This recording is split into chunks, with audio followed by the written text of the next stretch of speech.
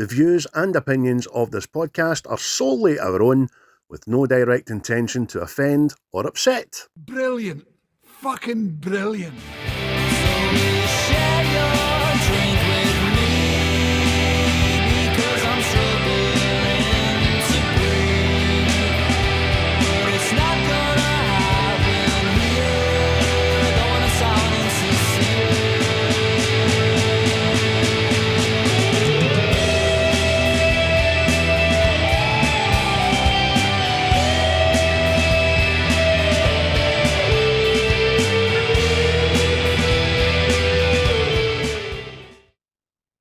Well, hello and welcome back, everybody, to What's the Script? I am Chris, and again, I am joined today with Craig. Craig, how are we, sir? I am dangerously well, and for people that are loyal to the pod, you'll probably hear and see a wee bit of a difference for me because my laptop's down. It's down, man. So I'm on my tablet. Yeah. But we'll get there. We'll get through it. How are you, mate? You all right? I'm not bad. As you can see, my laptop is still here. I've just got a mad image of your laptop fucking doing the thing and see when Elias gets ditched in Platoon, just getting shot like that. Aye. Well, as I say to you, it's not the actual laptop, it's my power cord. I've left it at my last gig. That's the only place I left it. So I wasn't going to get through a full podcast on the battery because our humour, wit, and in-depth analysis just drains batteries, you know what I mean? There's real sex appeal, you know what I mean? All the pixels. So many pixels. Again, shout out to Quaint. Tip the hat again for my tunes there, my wee intro. Still no release shows to my knowledge, so need to get that sorted. Aye, if you're arse, boys. Aye, because it's a new year. It's a new year to gig. Get out there, get the tunes played, get the people on the feet. And again, thanks to Tim at Native Origins, as many people know by now that the pals of the show there. It has launched. I don't know if it's live, but it's definitely this month. He's running out of January. He's running out of January days, so it can't be far away. What about the day? About the 19th, the 20th or something? 20th? The 20th. Oh, it's a long month. It's a long month, this. Aye. It's almost as if there's like 30 odd days in it, you know. But aye. But as soon as that, if it's not live, it will be live. And when it's live, get yourself some clobber. Because Craig is already he's already got a hoodie there. And I'm pimping it right out, man. A hoodie and a t-shirt. Oh, and a t-shirt. Don't get me wrong, I did get a feel of his hoodie. And it's quality clobber there, know what I mean? Even though he was at the room, but I did feel his hoodie. Oh, you must have, I was going to say, you must have done that on the sneaky. I'm like, when did he touch me when I had this on? Walking by me and I'm just in the shadows, just but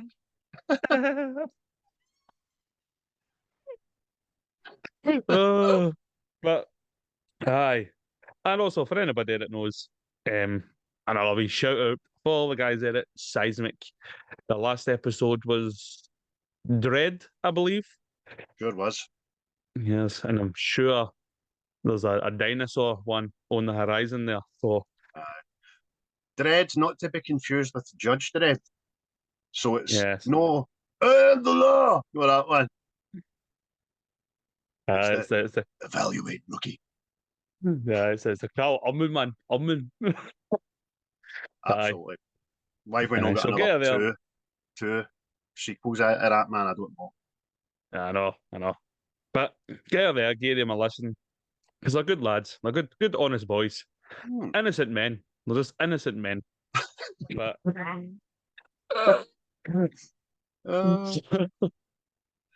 today normal men. Doesn't get old. But today, as anybody knows, if you listened last week, we will be doing Unbreakable. But before we go to Unbreakable, unlike a good biscuit, what have you watched recently, Craig? There's a question. Let me get back to the other wee folder now. Movies watched. There was no Skyrocket in the Night, but there was Ocular Delights, you know what I'm saying?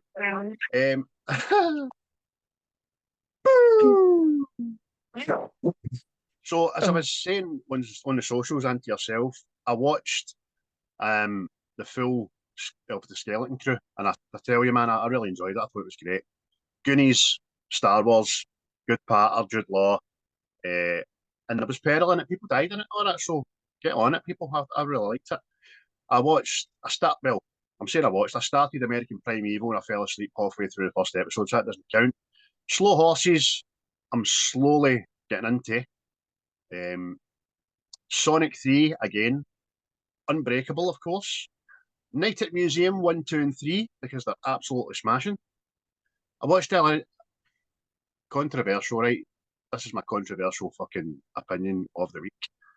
I again watched Blade Runner, the original, and I just don't get furor about it.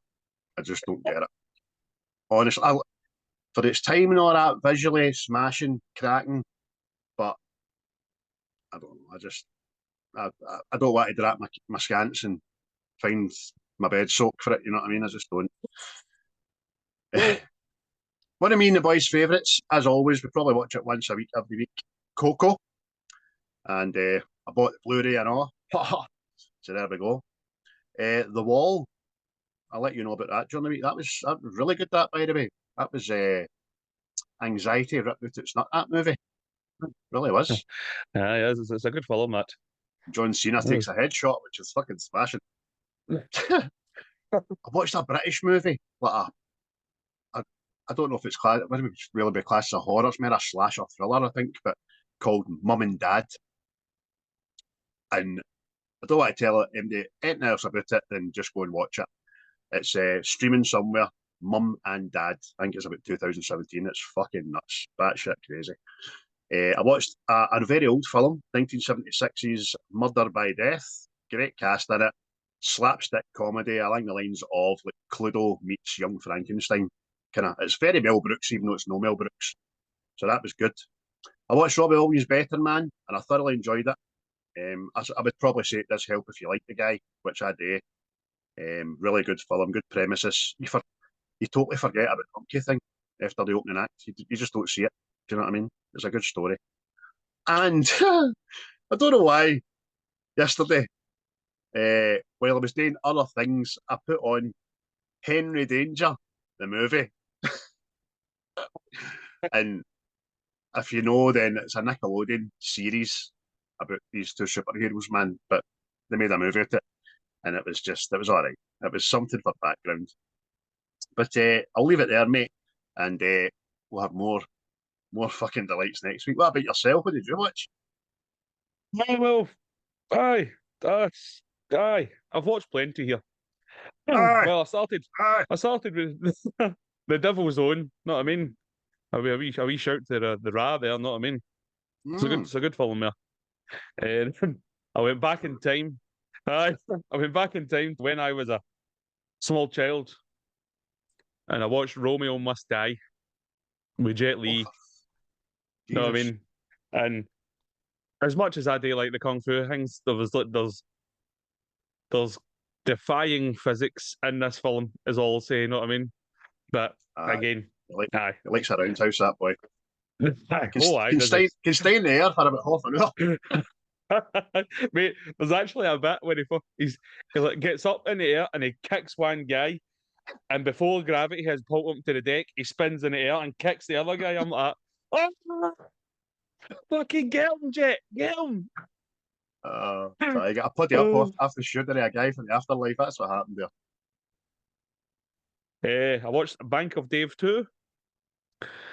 It's a nice wee film. We feel good film. True story and all that. So, I mean, there's also the Bank of Dave. So you need to go back. The both of them are on Netflix, but aye, nice wee feel good films.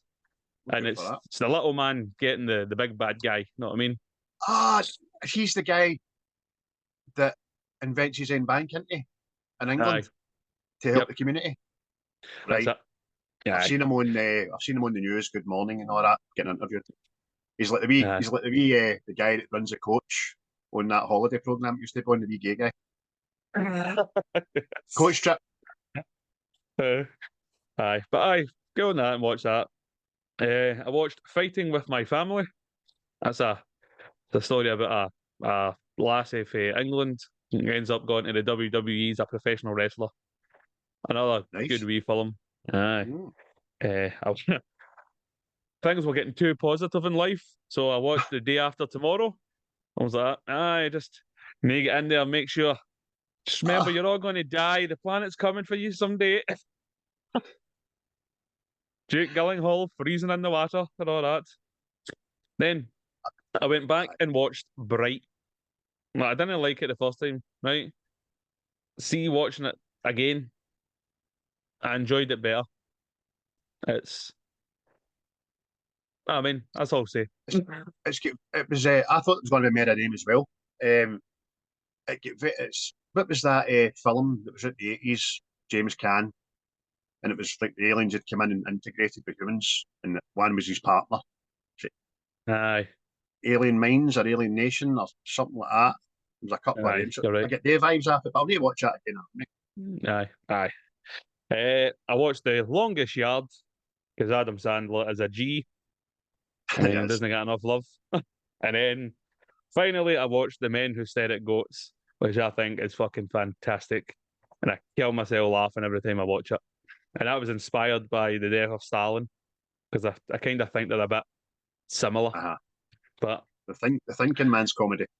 but that was my recent watches, and I hope you've enjoyed that rundown. Yours was quite beefy this time, Craig. It was quite It beefy. was right. It was quite beefy. It I watched a was a lot of the beefy other ones. bacon, no mistake. A lot of DreamWorks and Pixar in there because watching with the boys and all that. But I enjoyed them anyway. Or the day I might be watching Brother Bear. I might have watched Well, it the last time. You said that to watch that Brother Bear. I don't know about it. I've still not seen Moana 1 or 2. Aye, I've seen that, but it's Lilo and Disney, innit? Stitch. I don't think I've Know ever what I seen mean? that. Aye, but they're doing a live action film, don't they? Plus the second one's it. Everything's getting turned into a live action, mate. It's pish. Because Stitch and that's getting done on honor. Leave it alone. They're cartoons for a fucking reason. Exactly. But never mind all that. We're going to the film we're doing today, and it is Unbreakable. But before we even get into Unbreakable, which came out in 2000, which was a smashing year. What else happened in 2000, Craig?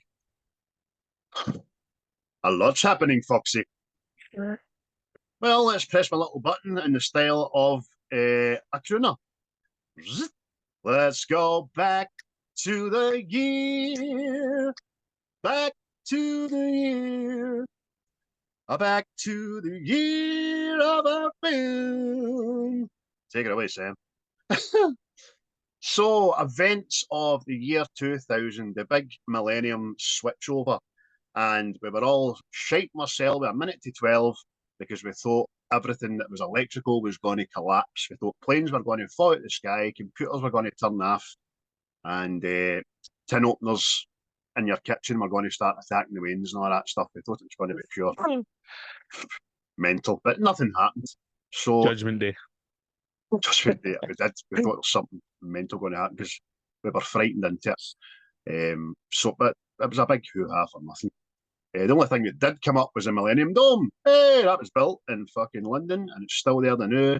It's currently the biggest warehouse in Great Britain that gets pimped out for one thing every 5 years.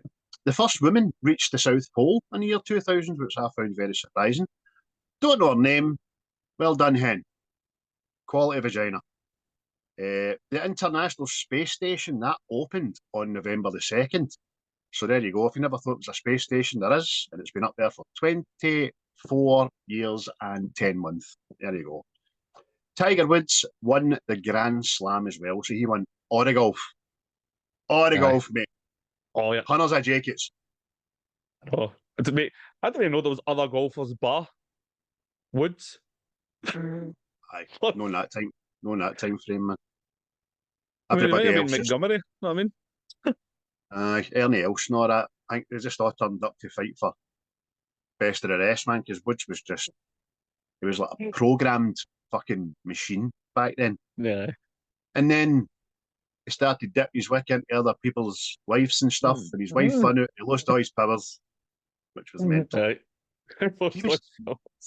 He was he had a bigger contract than Michael Jordan for Nike. You know what I mean? That just tells you what he done for golf. But there you go. Anyway, I digress. You could have went to the movie theatre in 2000 and saw an absolute array of ocular delights, as we've just been discussing. One, which is one of our favouriteest films of the whole damn planet ever. We've done it on this podcast a wee while back, was Gladiator, which took all the Oscars and starring prime Russell Crowe. Another good wee feel-good movie was Road Trip. It was a good laugh. Always like watching that now and again. One of my favourites for back in the day that kind of pales into the ether that a lot of people don't remember was The Perfect Storm, starring George Clooney, which was a true story about a fishing village, storm hit, and a lot of people lost their life and all that. It's very sad, very macabre, but it's a good wee film. The first of a franchise scary movie that came out, taking the piss out of Scream and all the other films. So 25 years ago, mate. Mate, that's so weird. We were talking about that last night, man. Fucking. Were you? And no, it was actually worse. 2000, we were discussing before we started what ages we were. I'd have been 8. I was watching Scary Movie when I was 8. Aye, that's bad parenting, that. That's good. Good parenting. Another one that was good, which I like, it comes on every now and again. The Sixth Day, starring Arnold Schwarzenegger, about cloning in the not so distant future and all that jazz. It's quite good. Gone in 60 Seconds, great wee movie. Nicolas Cage and Angelina Jolie, fucking even Vinnie Jones is in that. And another two, very quickly, Snatch, love it. Oh, and tremendous. I think that's on a couple of lists from that movie. And another one, shout out to the G, that is Adam Sandler, Little Nicky, which kind of took me aback that that's 25 years old, to be honest with you. Fucking so good, that film. That could be on a list. I like it. So you're coming out the pictures, you're like, it's opened in 2000, HMV, Virgin, Tower Records, Missing Records, all these record shops. Let's get into one of them. You could have got such singles as U2's Beautiful Day, Bon Jovi, It's My Life, the now resurgent NSYNC classic, which is made famous by the Deadpool guy. Another banger, Backstreet Boys, Shape of My Heart. Love it. One of Chris and I's favourites on all our playlists, Breathless by The Calls. Brilliant. A classic from back in the day, I know, 25 years of this. You just can't think about it. Stan by Eminem, featuring Dido. Darude, Sandstorm. Fuck's sake. I know, the absolutely fucking fantastic Go Let It Out by Oasis. I'm only 6 months away from seeing yes. Deaths, mate.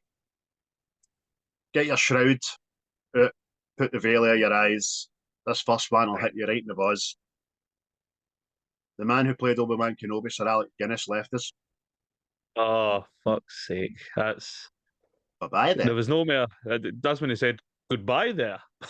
If you strike me down now, I'll become more powerful than you can possibly imagine. No, you won't, mate. No, you won't. The great late Walter Matthau, he left us an awe. The wrestler, I never knew this, the wrestler, Yokozuna, he died 25 years ago. I didn't read into why or how, but I can only imagine it's something to do with the fucking size of the man. You know what I mean? Try to carry that frame a bit. One half of the fairy tale of New York, got her head chopped half, Kirsty McCall. Swimming with her daughter, and a motorboat came along, decapitated her. I'll tell you this. See that Christmas? This Christmas just went by there. I did not hear one person tell me that story. The old fables are dying. Oh, We need to protect this shit, folks. I know. The new breed are coming in, mate. They're not remembering it. Like you said last week, people are seeing the twist for the first time at the end of Sixth Sense and all that and going, oh, Aye. oh, my hair roasted beyond roastingness. You know what I mean? So as it's I this know. new generation. Oh, And another quick three deaths. Jim Varney, who was Ernest goes to camp, Ernest goes to fucking everywhere. He died 25 yeah. years ago. David Tomlinson died, and the late great Ian Jury, who liked to give us a Oh, wee chant. He died, I know. I never knew he was fucking dead. There you go. aye. So that's the year that was 2000. Hope you enjoyed that wee trip back down memory lane, folks. Right, the tunes were fucking smashing, and the films were smashing. Aye. I mean, just you don't when you don't know you're fucking born. Know what I mean? You don't know you're fucking born. I know. I bet the price of a pint was fucking smashed, I know. Aye, fuck. That's that's what I said to you the other day, mate. I'm already talking like an old guy. Oh, I remember you could get on the bus for 50p, 50p, wherever you wanted to go there. Well, before we carry on, people, you think you're being old and moany, shut your fucking mouth, right? I went to Edinburgh on Saturday with a couple of pals to see Clydebank playing Hibernian, yada yada by the by. This is the price of drink in Edinburgh. A Witherspoon's, right? A fucking spoon's the cheapest pub of the cheap. A pint of cider, a pint of lager, and a Jim Beam and Coke for me. 19 quid. 19 fucking quid for 2 pints and a half. After the football, we went round to a place called Belushi's, and we get 3 halves. A Jim Beam for me, a vodka for Alan, and a Southern Comfort for Gordy. £25.40 for That's 3 halves. that's fucking wild. It's I wild, was man. looking at my cards transactions this morning and get the fear written fucking right out of me. So it was no wonder when we get the train home, got back to Glasgow, we were just going up the road, mate. I was in my house for fucking back of 9, in my bed for about 10. That's the price of drink in 2025 in our nation's capital. Mm. Disgusting, man. Aye. They're like, aye. We're away up the road to apply for a crisis loan there. Aye, I That's was trying to see if my straw was made of gold or something. Know what I mean? It's ludicrous, mate. That's why I've got that fucking beer machine. Things are just getting out of hand. But I mean, now in my 30s, when I started drinking, pints were what, 280 or something. Now they're fucking you'd be paying 450 for a fucking tenants. You're like, fuck off. But anyway. Fuck off. Yo, jog on. But back on subject. 2000. Many films come out, but this film also came out this year, and it is Unbreakable. Directed and written by M. Night Shyamalan, who at this time it was got to be the next Spielberg. It was quite the darling. You know what I mean? According to the internet, the budget for this was 75 million, and it brought in a smashing sum of 248 million. So that's cha-ching, as they say. But Right, it is. the cast, mate, who's in the cast? Give the cast. Well, one of my top 3 actors of all time, just for no other reason. He's no thespian, but I just love him. Bruce Willis, who probably won't be with us much longer, sadly. The fantastic Samuel Jackson, Robin Wright Penn, who was that cow Jenny. M. Night Shyamalan, dun dun dun, Shyamalan in the morning. He was in it and all because he likes to play a wee cameo in his films, doesn't he? Aye. And the only other one I put in was obviously young Lucius, who was Spencer Treat Clark. So he had 2 of the biggest films that year. You know what I mean? Yeah, definitely, mate. It's M. Night Shyamalan. It's a controversial. Well, I wouldn't say controversial, but people either like him or they don't. Know what I mean? See his films. I, for one, enjoy majority of them. Know what I mean? I dare say Signs is his best one, but that's just my opinion. But this was smashing, this film. You know what I mean? Was give a quick synopsis of the movie, Craig. I know how you like this. Quick synopsis. David, a security guard, survives a fatal brain accident. A fatal train accident, only to be tracked down by a man named Elijah Price, who claims that David is blessed with his superhuman abilities. And that's basically it. Sure. There's lots more that get divulged and come out in the lash throughout the watching of the film, but that's basically it, mate. And what was I going to say? You talked about M. Night Shyamalan. I'm exactly the same as you. I think Signs is his best one. This is a close second. And I think for the majority of films that he's done, he's hit home runs for 3 out of 4. Do you know what I mean? He's done some pretty nasty ones there, but everything else seems to just hit. Because this got a 7.3 on IMDb and a 70 on Rotten Tomatoes. So that kind of passable. Definitely passable. That's definitely up there. I mean, the movie company, well, I think it's Disney in this case, they didn't want to advertise this as a superhero film because I think the last one that was made was Batman and Robin, and I think that kind of shat the bed as far as superhero things was concerned. Know what I mean? So they actually shat it. You have to fling the fucking mattress out after it, mate. Aye. So they actually kind of promoted this as a mystery thriller. Know what I mean? As was M. Night Shyamalan's niche. Know what I mean?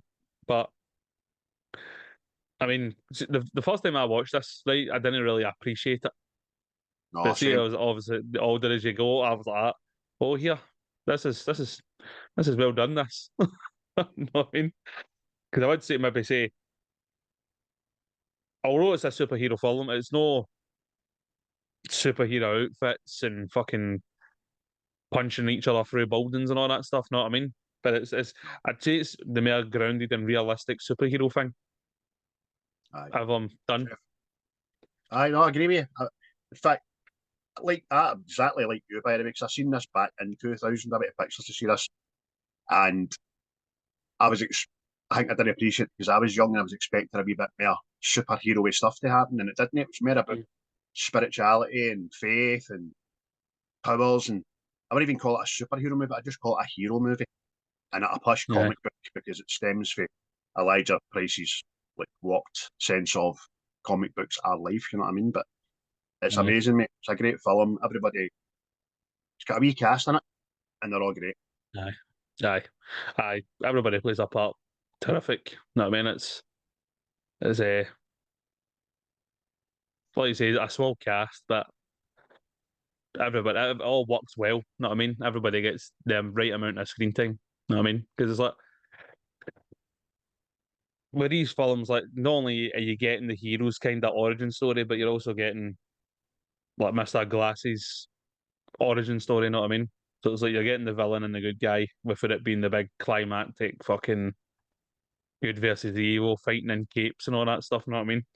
But it's just the way it's grounded and all that, mate. It's smashing. Know what I mean? Like even like Glass himself, like kind of talks about how he believes that superheroes are like things that people witnessed back in the day. Know what I mean? And the idea it's been warped. So it's smart in that kind of way. You know what I mean? Instead of it's very, very smart because you look for the outside looking in and think his logic is just batshit crazy. However, at the end of the film, he is proved right by everything that he surmised, everything he believed in. We find out he went to the extremest of lengths to prove it, which wasn't fucking right. You know what I mean? But Samuel Jackson's deliverance of the performance of Elijah in this, you just shut up and listen to the guy, didn't you? Every time he opens his mouth, you're just soaked in. Do you know what I mean? Brilliant. He's absolutely brilliant. And he had a lot of a lot of swaying this film, and also he did Samuel Jackson. I mean, Shyamalan said that he always had Bruce Willis and Samuel Jackson in mind for the two main parts, but wee things like the glass cane, Samuel Jackson said, "Why don't we make my cane out of glass?" That was his idea. Do you know what I mean? Just a wee thing. Brilliant. Aye, brilliant, man. It's like you say, I think it's the fourth film that Bruce Willis and Samuel Jackson are in together. You know what I mean? So sort of this Die Hard, Pulp Fiction. I think the other one is at Loaded Weapon or something like Aye, right enough. Aye. They were in a few together, but there you go. Just shows you. that. Aye. But I'm going to ask you this anyway. Let's do that. I want to ask you this. I'm going to ask you.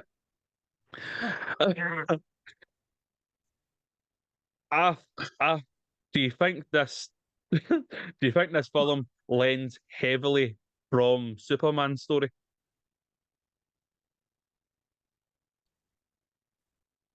What do you mean by that? Tell me a wee bit more. What you think? Well, the whole, well, obviously Bruce Willis and this David Dunn.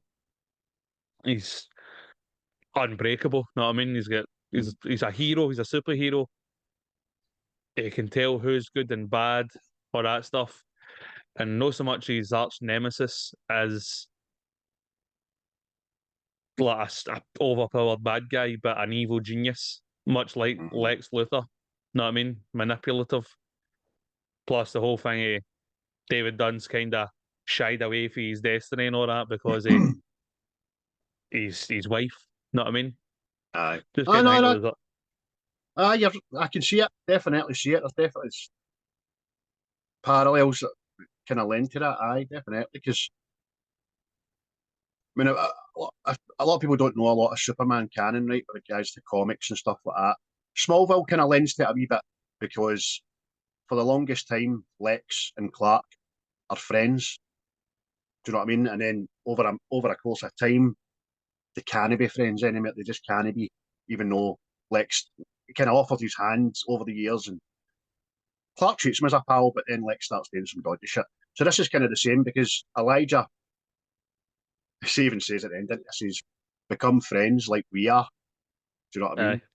But David's obviously we can't be friends, mate. We just can't because you've done terrible things, man. Aye. And that's what I mean. It's like the whole, like again, Elijah going, you're the protector sort of thing. This is why you wake up and there's a bit of sadness out there in you because you're not doing what you're supposed to be doing. See that? Watching this yesterday, that's the first time I fucking even clicked onto that. I never noticed that before. But I was like, boom. Aye, David's suppressing who he really is, and it's affecting him mentally and physically because he feels sad all the time because he's not using his powers for good. So he's feeling bad about it subconsciously. Probably doesn't even know that. And Elijah knows it. And I was like, Jesus.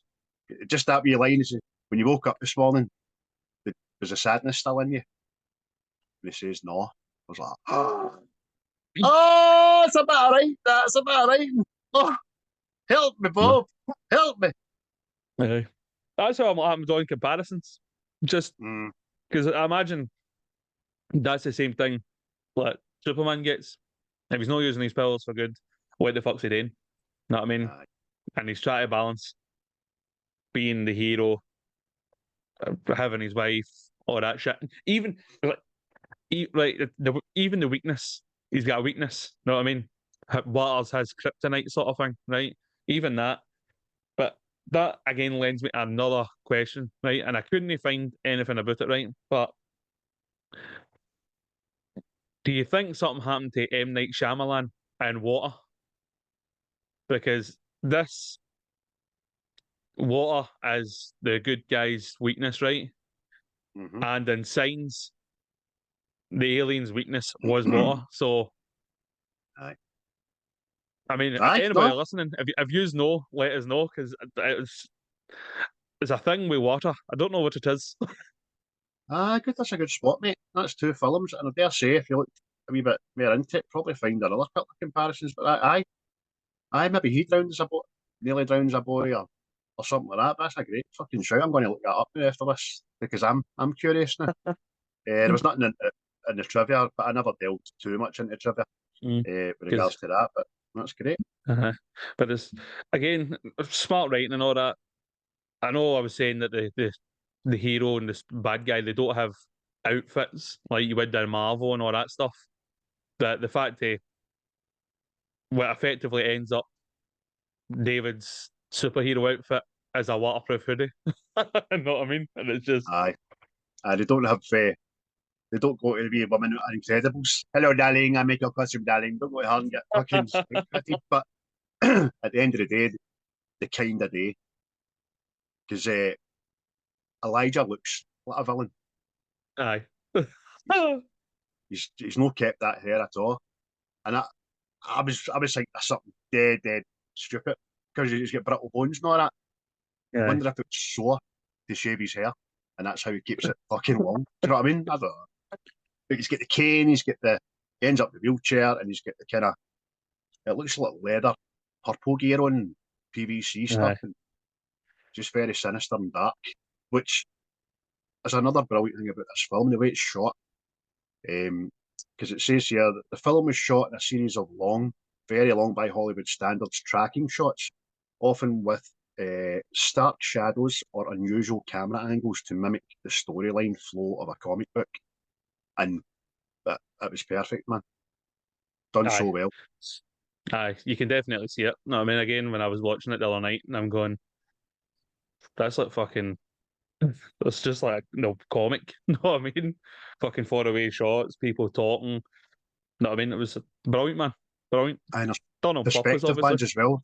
Perspective ones as well. Like when Joseph's lying upside down, watching the telly, and then it pans to the telly and it shows it upside down, which happens before that with Elijah in the comic, which is upside down, and then it comes in all that. You're like that. Whoa, trippy shit, man. Aye. So fucking trip. But again, a lot of people have seen Split, right? So this is the first of a trilogy, but obviously a sign of the times. Aye, M. Night Shyamalan. This film actually had the bigger budget than both Split and Glass, which is fucking mental. Isn't it?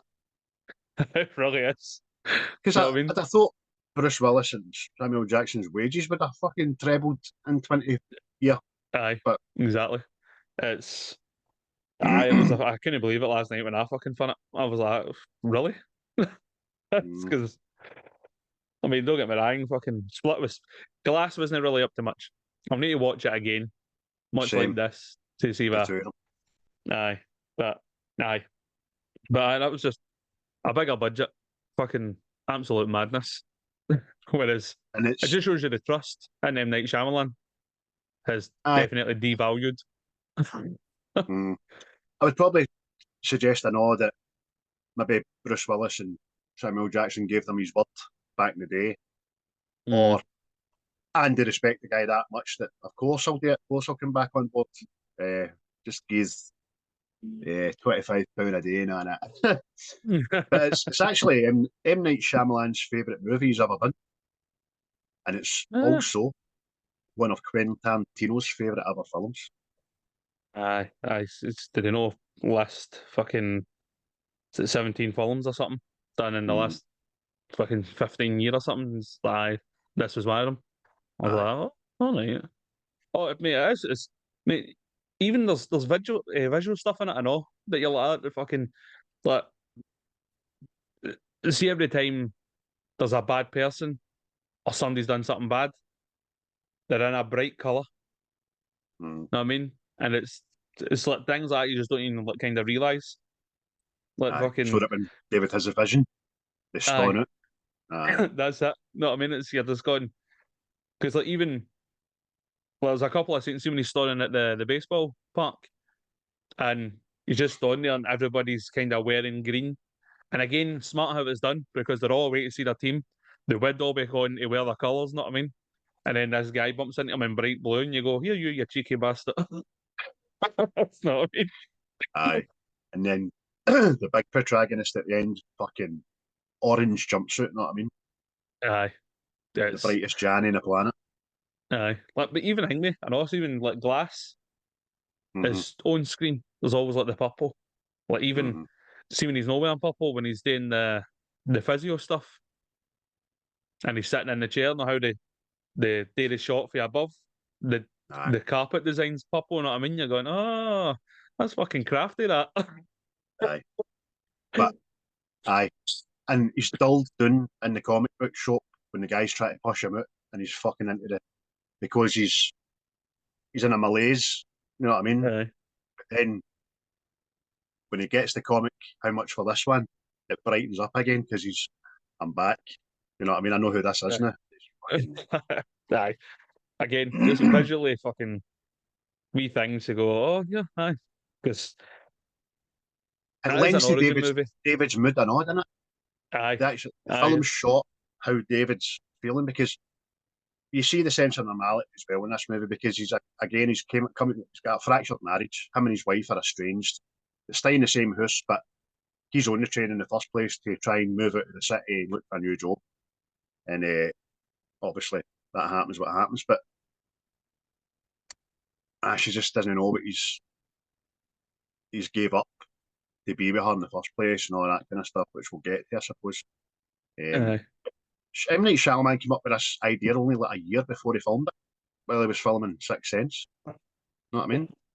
How do you think Aye. of something else when you're so immersed in directing a classic? Aye. It's again, tip my hat to the man. Tip my hat. Uh, Peak his powers. aye. Like you were saying, like it's very realistic. No, see just the slow, gradual realization. Like is like, all us as the audience. You know what I mean? You get a sense that David already kind of knows or believes anyway. But see just the gradual reveal to us that he's actually this fucking person. It's smashing. It's like the Superman. It's like the Spider-Man film, but stretched out and more realistic detail. Know what I mean? Aye, definitely. Because you realise, good bit into the film, that he does know there's something there, but he's no willing to fucking go with it. And I suppose, well, I'll get to a favourite scene of mine, which is the realisation where he accepts everything, and blah blah, which I'll say earlier. It's just so good. Like you say, it's a journey, man. Yeah. Another good bit of trivia, which is quite funny, and this happens a lot in Samuel Jackson films, right? Charlene Woodward, who plays Elijah's mother, is actually 5 years younger than Samuel Jackson. Aye. Fucking. It's brilliant, Happens a lot. That happens a lot. Well, he is a fair age, is there, Samuel, you know what I mean? But since I've already mentioned favourite scenes, fire away, mate. Geese some of them. Go. Right in the kisser. Pow. Right. By the way, there's loads in this. Absolutely Oh, aye. loads. There's more than I thought I would put down, but the one I just was going to mention there was it's towards the end of the movie. David has just done a heroic act, and he's sitting at the breakfast table. Audrey's making breakfast, and Joseph comes in, and Joseph just looking at the table, and then the newspaper gets slid right into his view, and it's like hooded hero saves family, parents dead. Do you know what I mean? And Joseph just looks up at his dad, and the two of them are, well, Bruce Willis is nearly great. Joseph has got tears in his eyes. He just says, "It was me," and shh, you know what I mean? You're like, yeah, my dad! That's my dad, man! It's, I get a tingle talking about that because it's just Joseph's view and the paper just getting slid into it, man. It's Aye. fucking It's like hope getting slid into his life, innit? aye. Just it's pure air in the lung stuff, man. It's he's here, he's going to do it, he's embracing his powers, he's because it must be what? Must be 20, 30 years that he's denied himself. Aye. All you were needing was da-na-na-na. And there is a wee uplifting score in this, by the way, which is pretty decent, which I really Aye. like. Yeah. He's one of yours, mate. Oh, I'll say it's when David's aware see when he walks by the guy in the line, and I was just like a sense. He goes, "That guy's not right," sort of thing. Know what I mean? He does that the first time, and I was like, how does he fucking how does he know? And it was like again, it was like a gradual reveal powers that he's got. Know what I mean? Can tell who's good, who's bad, whatever. And eventually that is shown, know what I mean? When Glasgow's chasing the guy and you see, and you're going, oh, yeah, that's well done, that. Aye. Because he ends up making himself wheelchair bound just to prove that he was right. He's lying there all fucking shattered and broken, and he just sees the gun dangling into him, man. Like, fucking hell, man. And again, it's smart in the sense of, well, obviously other superheroes, they just go battling because the bad guy's going to be fucking blowing up buildings and all that, know what I mean? Whereas this is more subtle, and it's a thing going, that's a superpower, he can tell who's up to no good, and it's just that, it's brilliant, man. Just that wee review. I'll say one, the opening of this film is the birth of Elijah. And that just, it's very, gets you right in, right for the start, because this wee baby's been born. The doctor comes in to make sure everything's all right. The mother's saying, should he be crying like this? And then you see his face. He used to be quite a prominent British actor, him. He was in a lot of shit. His name escapes me. But he just says, look, who did you drop this baby? The wee white one was like, Doctor, fuck you. No, I did not drop the baby. But his arms and legs are broken. He broke his arms and legs being born.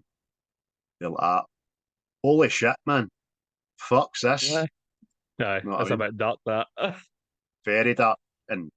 But powerful opening to a movie, man, I tell you that. Oh, aye, definitely.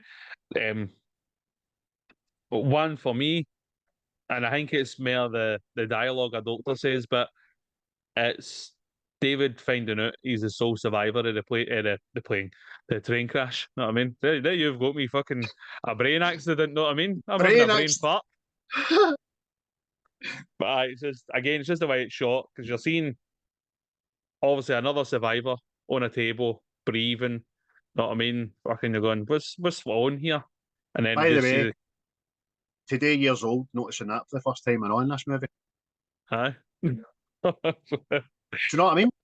Because obviously they're working on the other survivor while he's getting told. And you're right, mate. And again, the doctor says, because in about a few minutes' time, you're going to be, because he knows he's dying. Aye. I'm like, oh, Jesus. Know what I mean? And it's just, you see the bit of blood coming through the bed sheet, know what I mean? And you're going, oh. It's fucking, I think it's just brilliant. He's sitting there going, what's going on? And you're sitting confused yourself, what has went on? Know what I mean? It's brilliant, man. Aye. And just after it, he's got to walk through all the victims' families. And I felt fucking uncomfortable watching him doing that, because he's walking out there, the only survivor. They all know he's the only survivor. And then Joseph runs up to him, gives him a big hug. And you almost get that feeling that David feels guilty about showing emotion to be alive. And then, obviously, Audrey kind of gives him a wee hug. And you're like, oh, you're not right. You too. See, right after it, like, he survived this train crash. There's so many fucking people dead and all that. And he goes and chaps, because obviously they must be sleeping in different rooms. And he goes and chaps the her door, and she effectively goes like that. Have you found a house in New York yet? You're practically going, hold on now. No, Hold on, Jenny. You show a wee bit of fucking humanity. I know. Fucking pure Jenny, man. No, I didn't get the job, Jenny. Obviously, it's very, very touchy, very fractured, but I'm not saying she wishes the guy dead, but she almost seems as if she doesn't know how to react to him surviving this fucking crash, you know what I mean? Aye. I think she's obviously grateful and glad, but she just doesn't want to embrace him in front of other people the way he did. Aye. Another one for myself, mate, is the weightlifting scene. Ah, bastard. You. Well, you tell us, mate. No, I no. announced it. You tell us. On you go. I've got more. Don't worry. Well, again, just the subtleness is showing how strong David is and all. Know what I mean? Just staying the weights. Because look, I don't know where Joseph gets this thing for. He thinks he's a superhero, know what I mean? And it's just, but he adds extra weight onto the bar without telling his dad all that, and it's like, right, all right, I'll take it off, okay. And he's actually added more on, and then that piques fucking David's curiosity and all that. What else have we got? It's just Aye. again, well done, man. Know what I mean? Two things about that scene, right, or that act, whatever you want to call it. How's David not noticing what the fuck he's putting on the weight bars? Do you know what I mean? It's just, right, go. But that's just a tetchy thing, right? But you said there, where does Joseph get it from? I think it lends to the fact that Joseph and Elijah think the same way. Elijah's still got a brain of a child from a comic book perspective, and I think Joseph's working it that way or not. My dad's only survived a train crash. He must be strong. Let's check it out, man. And you're right, mate. It's proven right. So lifts £250. Says that's the most he's ever lifted. Put on some air. Well, he says he's going to take off something and he puts on more, doesn't he? And then at the end, they run out of weights and he's got tins of paint and all that hanging for it. Fucking dead. That's again, well, as I say, mate, just intelligent writing. Instead of the fucking what? No, that Marvel things haven't done stuff right, but no, I mean, you can't effectively lift a motor and you go, "Oh, that guy's strong." Know what I mean? It's just the subtleness here. But what's your other favourite scenes, mate? Since I hoovered that one right off you. Right off me. Took it right off my tablet. Took it right off the glass mirror. Coming in there with your half a straw. A wee thing that's quite poignant in the whole movie is when he goes to the school and his old teacher that he doesn't recognise reminds him that she was the one that fished him out the swimming pool in the school as a wee boy and he nearly drowned, and he was in because he's obviously just forgot about that, or it was such a traumatic event, because he says later that he was in the hospital for over a week with pneumonia, didn't he? Yeah. But she's like, aye, you were that wee boy lying at the bottom of the pool, no breathing for 5 minutes.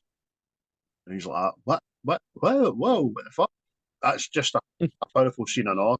Bruce Willis, he's a very facial actor, man, and just that, he looks shocked and surprised, and I thought it's obviously a lens to the story, because he then realises he should have been dead with that as well, but he does have a weakness, which makes your heart drop when he gets pushed out that window and falls into the canopy on the fucking swim pool. Like,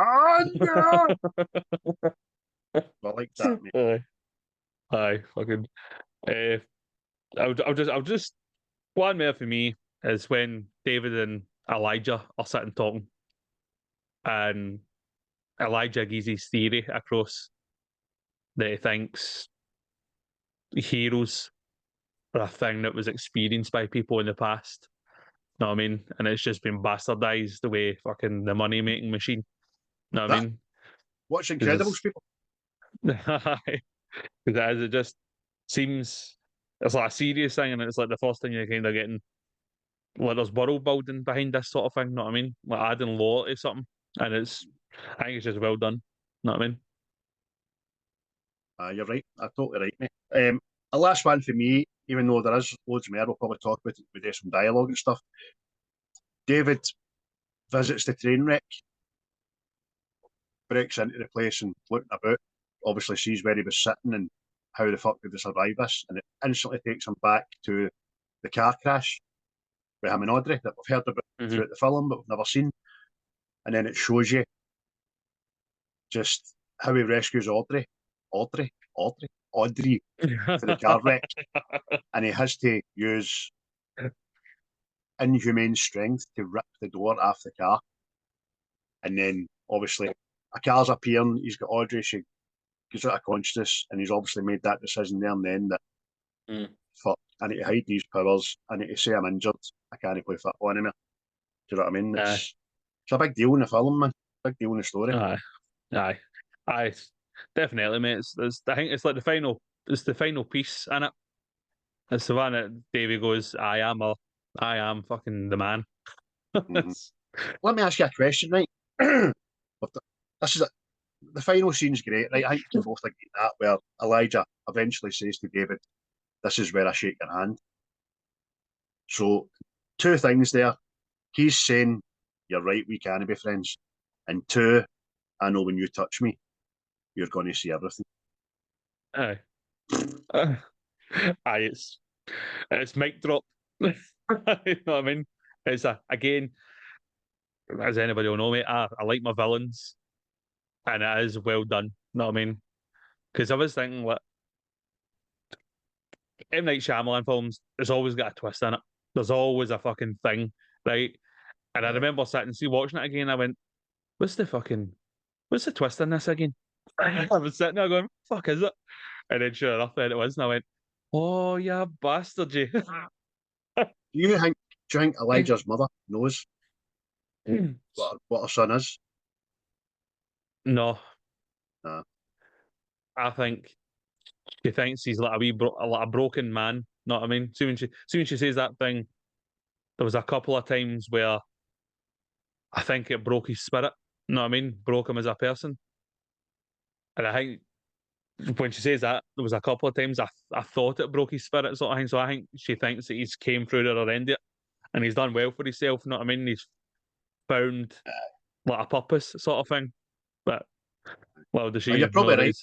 realise? It's just the sinister side of me is like when David follows him into his office before the reveal. I'm like, it's a pure open plan, no door to it, open office with all the shit on the walls. How she no seen that? But no, you're probably right, mate. So after he takes his hands, David realizes, "What have you done, Elijah?" Blah blah blah, and that's when he says, "Do you know what the scary?" Well, this is one of my favourite lines, right? Right at it. Do you know what one of the scariest things is? To not know your place in this world, to not know why you're here. That's just an awful feeling. Matt Davis just like, what?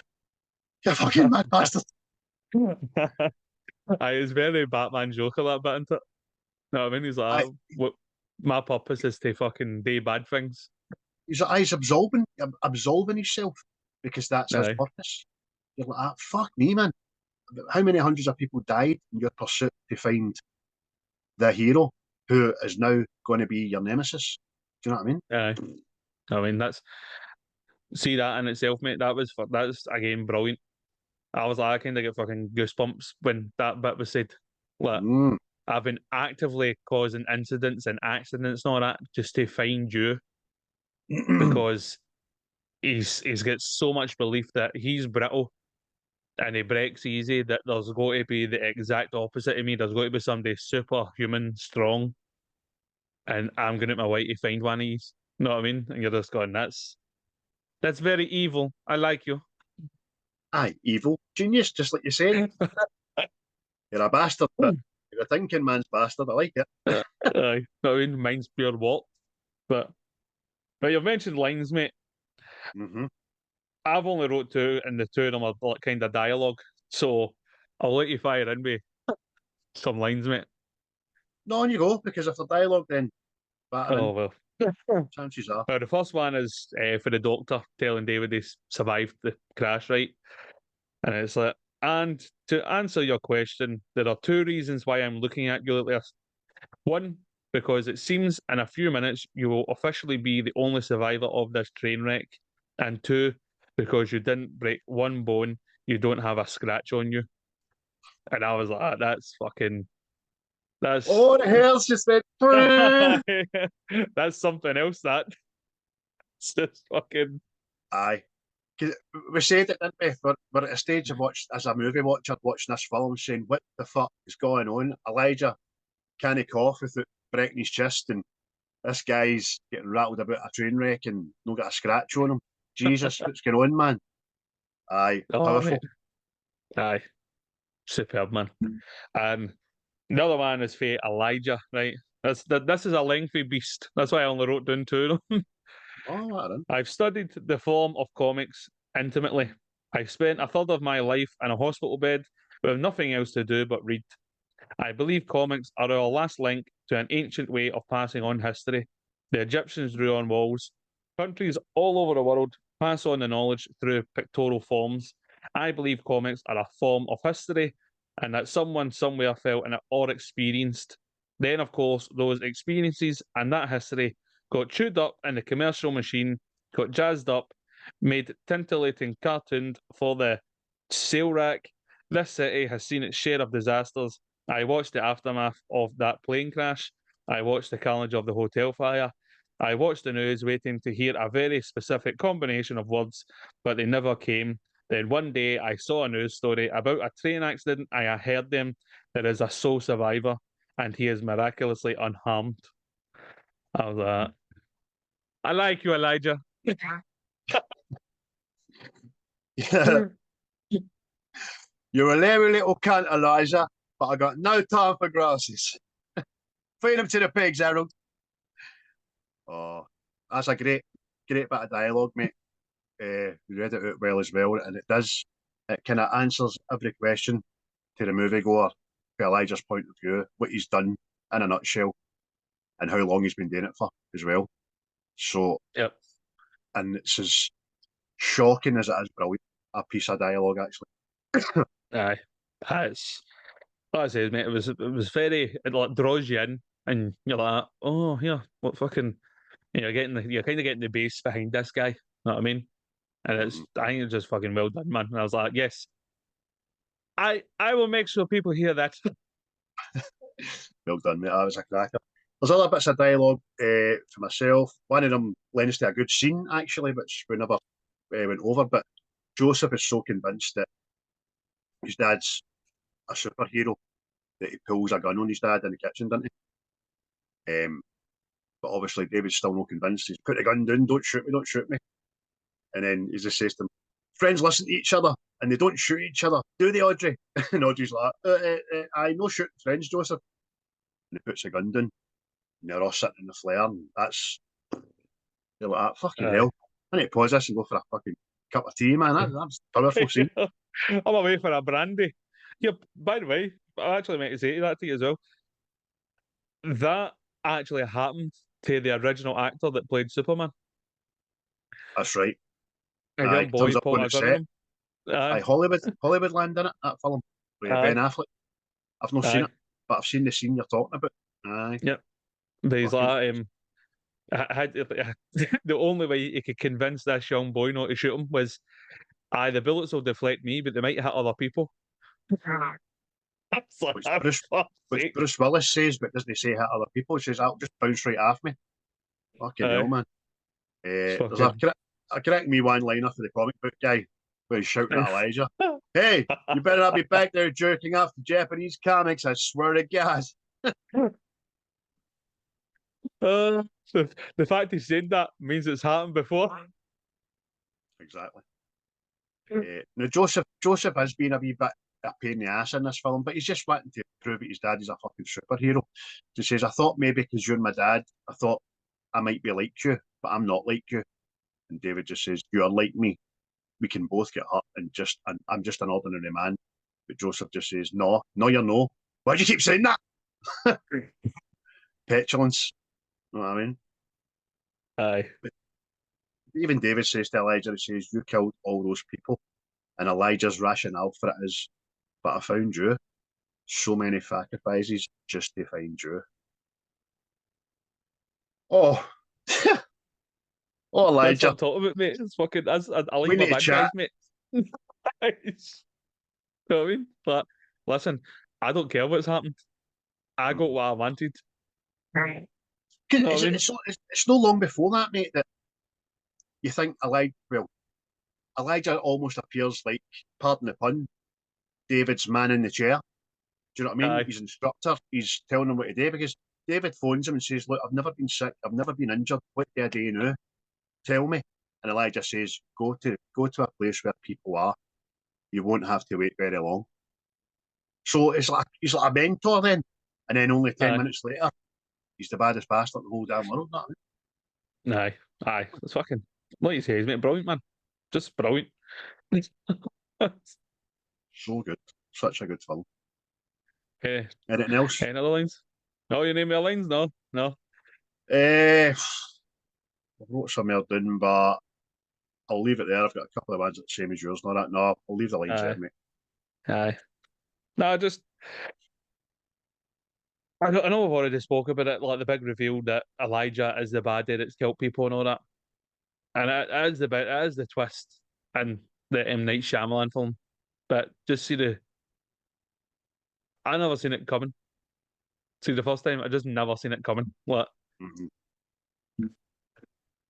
he's just fucking doing bad, evil genius things. Know what I mean? And it was just so well done.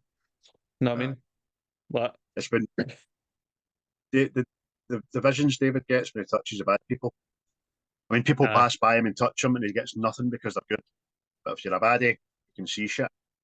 And when you see Elijah sitting at that airport terminal, and like you said again, he's the one wearing the purple. Everybody else is kind of dim and grey, and they're all reacting to these explosion noises. You don't see it, but you just hear it, and you see people's terror, and him just sitting, and then casually getting up, walking away. You're like, you fucking, and the same walking off the train, and you're like, oh Jesus, man, this guy's a bastard. aye, man, it was just a very. I mean, even see the act itself, like when he says, "I think it's time we shake hands," and it's just like, he's went, "Aye, we've got our hero now, time to reveal the villain," and you're just fucking brilliant, man. It's a pure bad guy move, isn't it? So is it Elijah your favourite character in this? Oh, I'd say so. Aye, see, does the fucking. I mean, because you're like, you feel sorry for him. You feel sorry for him, and you're like, "Oh, this guy's funny a great guy." You sometimes don't like that aspect of playing to the heartstrings with the villain kind of thing, but no, but effectively, but see the way this is done this way, it's like it's created kind of like a logic to it. Know what I mean? Like he was. Oh, you bastard! But I fucking understand what you're doing. Or day, you cunt. Know what I mean? It's not like he was like, "Oh, I was bullied. I'm bullied. I'm just going to do bad things because I was bullied." He's reading comics and obviously his mind's getting fucking warped. But well, see if I'm easy to break. There's got to like the smart way. There's got to be somebody that doesn't break. Know what I mean? And then just the way his mind's went like fuck it, I'm going to do these things to find this other person because it's like that. His brain won't allow him. It's not the fact that he went, I'm just going to start doing bad things to get back at the world. He's doing it to just. There's got to be a reason for why I'm the way I'm, and it's just brilliant, man. I am killing people, but there's an end game to it. I'm doing it for a reason. It's a scientific, logical thing. I'm not just randomly killing. Like you said, I'm not wanting people to die because I was bullied at school. I want to prove myself right, and I want to find my exact opposite. Just like Paula Abdul said, opposites, man. Opposites attracting, 2 step forwards, 2 step back. But he's great. You're right. I think he delivers probably the better performance in this because he is. But again, it's a lot to do with the right. M. Night Shyamalan wrote his part fucking tremendously. My favourite, and it's just David, but that's only preference for Bruce Willis because he's just a big, if no bigger, arc in the film than Elijah because he's got to come full circle. He's obviously realised when he was young in that car crash playing for, no getting injured, that I seem to be all right here, that's nothing happened to me. But he gives it all up for her, suppresses it, and then as you say, he gets sick with his own sadness. Aye. That's what it's the whole fucking again hero thing. Like Spider-Man 2. Peter Storm's believing, loses his powers and all that shit. My back. You know what I mean? You're right, mate. And it's just again the whole self-sacrifice thing. You know what I mean? I'm not doing this because I want this woman in my life. Fucking effectively to the point it's destroying the guy. You know what I mean? But because he's sick with his own sadness, trying to do the right thing, it's ultimately killing what he sacrificed it for, which is his marriage and his family. Do you know what I mean? Aye. Aye, So it just makes that it's got scene. layers. It's like an onion. Aye, so it just makes that scene with the newspaper at the kitchen table and that line for Elijah when he woke up this morning was the sadness gone. Aye. Aye. Aye. Because see that, look, I was thinking about this today. I think Hancock borrows a lot for this film. Aye. Aye. It's, he suppresses his shit with alcohol, but aye, you know what I mean? But it's like this whole thing that these people exist through time and all that, know what I mean? And fucking, I think it just borrows it. see, the good thing I like about these kind of movies is the realization that just because you've got a superhuman ability or power or whatever, doesn't mean to say your mind's superhuman, doesn't mean to say your mind is all righteous or Superman, right? You can't be truth, justice, American way. Sometimes you get a Hancock that's fuck this shit, I can't be bothered saving your ass anymore, I get fucked up. You know what I mean? Why'd you always shout me? I want a day off. Because there's a humanity about that, you know what I mean? I think I'll be watching Hancock today or not. That's Brother Bear and Hancock. Well, Eric and Charlene Theron in it, let me tell you. I'm all over it. Oh, the Dior advert on repeat. My wee South African honey, yeah. Even in what we talked about a couple weeks ago, the Alien Prometheus store, she's in that for a short period. She's getting rattled off Big Idris. And I might watch Fury Road. I'll see. You've got me swimming now with ideas to watch movies, but wait to see what I pick off you shortly before we decide. Oh, this is it. But aye, that was Unbreakable, folks. I mean, I'm giving it, well, on my IMDb, I've gave it a 7, but I'm giving it an 8. I'm giving it an 8 because it's definitely well up in my estimations. I done the same as you, mate. I had it on 7 at IMDb because I totally unappreciated it, and I haven't seen this film in about maybe 15 years, give or take, and I bumped it right up to an 8, and I stoked myself with it for 9, but an 8 will stay just now. Great film. I would strongly urge everybody to give it a watch. Don't expect them to stick a cape on and start fucking flying about and all that, but it's just that. It's a mature, gritty, raw, real movie. More twists and turns and Tommy Burns. No bad come for a Rangers fan, that, is it? No bad come for a Blue Nose. Huh? So 8 for me, mate, which is healthy. Aye. So there you go. 2 8s. There you go. 2 fat ladies, as the bingo says. But aye. Well, we do movie bingo before we say our thanks to folks. Yes. So it's me picking from your plethora of a list. Yes. Extensive. Now, looking at my notes here, I see that Unbreakable won 2 out of the 16 awards it was nominated for. So I will go for, I'll try number 2 first, or is that away? 2's away. What about 16? 16 is there. 16 is there. You see the size of that chicken?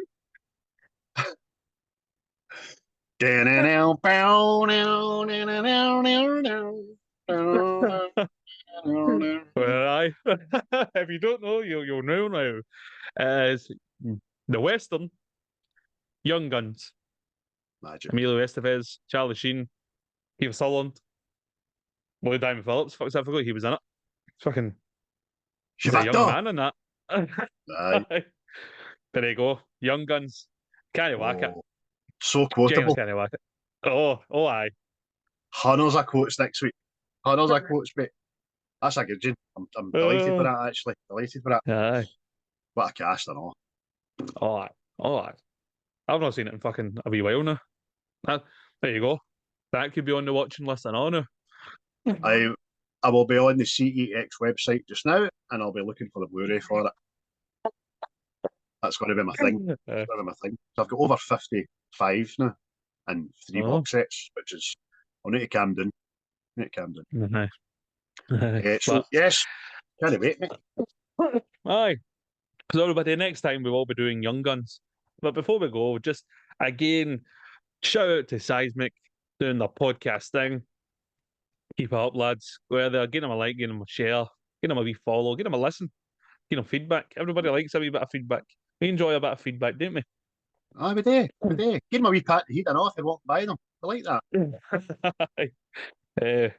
Well, what word has reached me that Paul is back in the editing dungeon, so you'll not see Paul. Aye, again, thanks to Quentin for the tunes. What are you going to say? Well, just the editing dungeon, which instantly made me think of that wee guy in the film they've no long done, Dread. The wee guy that's hooked up to the computers with his eyes and all that stuff. That's Paul. Oh, slave to the system. Brilliant, man.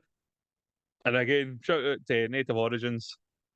If it's not out there now, it will be very, very soon. Aye, But it's the guy, imminent. the guy's primed. He's ready to go. The sleeves are knitted on. Everything's comfy. Know what I mean? Just it's ready to go, and you be ready to buy it. Know what I mean? It's nice gear, top quality. That's top quality.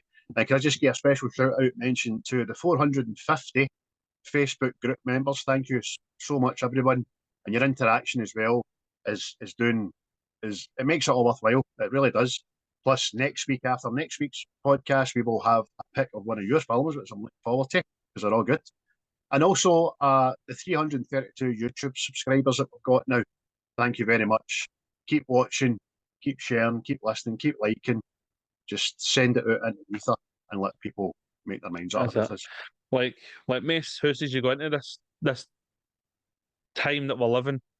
Live, laugh, and love. Oh, you fucking cheesy bastard that you are. I thought you were going to say times like these, learn to live again. But no, you went the home bargains ornament fucking route. You know what I mean? Yeah, dirty bastard that you are. Oh, you can't whack it. You can't whack it. If you want to watch this film and you're going to want to build yourself up to it, just put on fucking a bit of Westlife and put on Unbreakable. A great wee tune. It's not the score for this movie, but it's fucking smashed. Oh, you're out there punting all the boy bands today. I know. As long as I'm not pumping them. Well, it's a whole nother story, that. We're going down a different path there.